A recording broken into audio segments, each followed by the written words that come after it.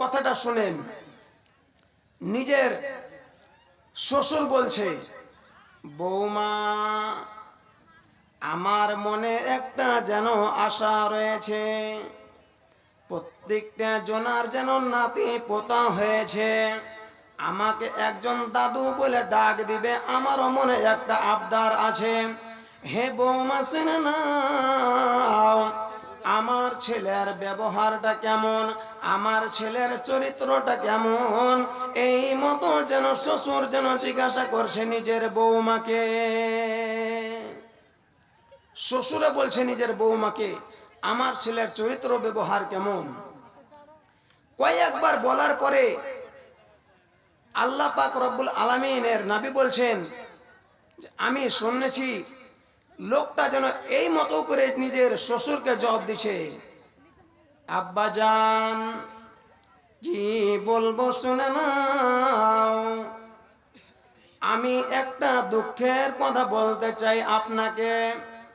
দীর্ঘদিন হয়ে গেল, এখন পর্যন্ত তোমার ছেলে আমার সামনে কোনো রকমের যেন কথাবার্তা বলেনি, কথাবার্তা কিছুই বলেনি, কি করে তুমি দাদু হইতে পারো? এই কথা চলে গেল নবী সাল্লাল্লাহু আলাইহি সাল্লামের কাছে।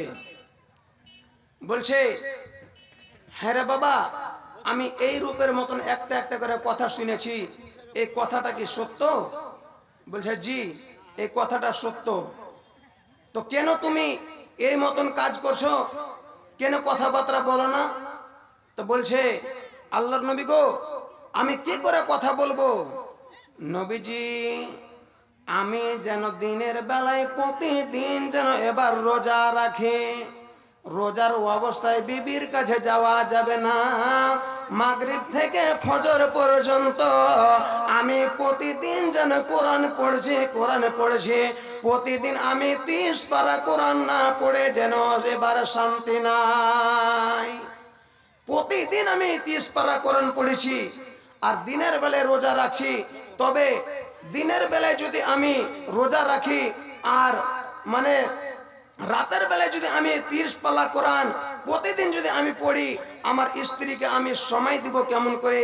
আল্লাহর নবী বলছেন, আমার সাহাবী বন্ধু, যেমন রোজা রাখা ফরজ, নামাজ পড়া ফরজ, হজ করা ফরজ, ঠিক তোমার স্ত্রীকে সময় দাও এটাও একটা ফরজ।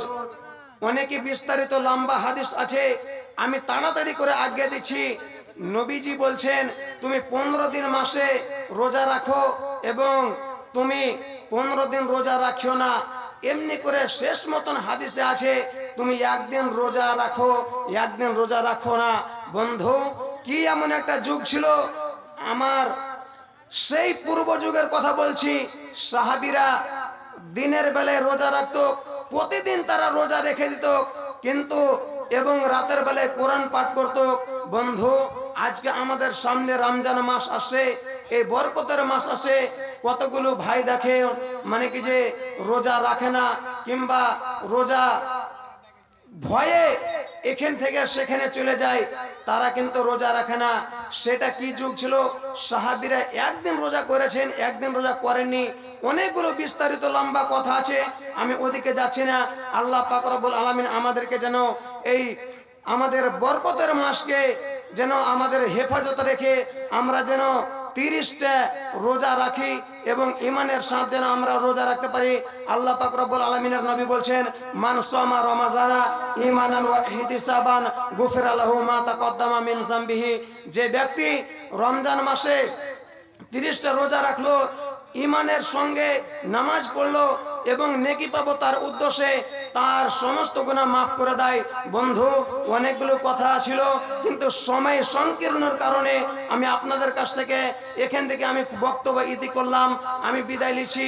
আমার যদি বলার মধ্যে কোনোটা যদি ভুল ত্রুটি হয়ে থাকেন, আপনারা একটু আমাকে ভুলটা জানিয়ে দিবেন, ইনশাআল্লাহ আমি সংশোধন করার চেষ্টা করব।